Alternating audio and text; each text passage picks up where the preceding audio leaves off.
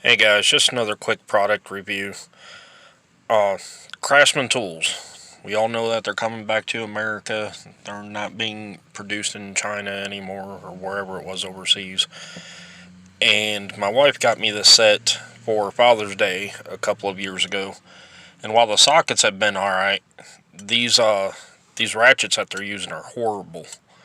You look at that, it just springs back, and the head is actually seized, won't turn either way no matter how much you play with it.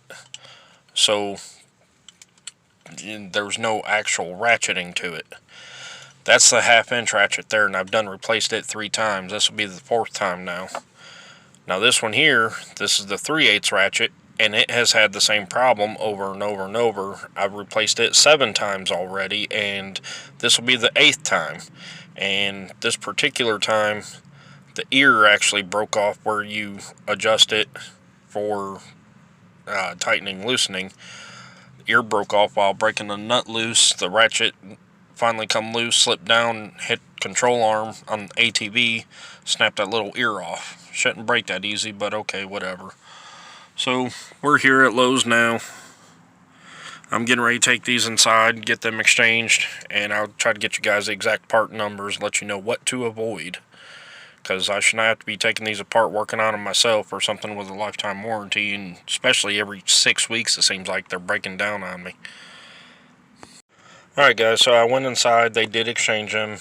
They have been pretty good on their exchange policy. It's just an aggravation of having to drive 30 miles out of my way to get to Lowe's to actually trade them.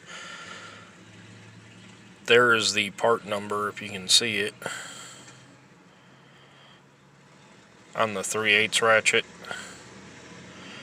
and there's the half-inch ratchet. I take them because it was included in the kit, and they're replacing them as I break them. I wish they wouldn't break so often. It is about time for me to just give up on these things and get new ratchets altogether. Meanwhile, I guess I'll contact Craftsman and see if they can offer me a better solution for this, because this is getting aggravating. I do not recommend these ratchets, guys. If you've had any better luck, let me know. I do use mine quite frequently, though, working on 4-wheelers and motorcycles out in the garage. So let me know what you think in the comments below.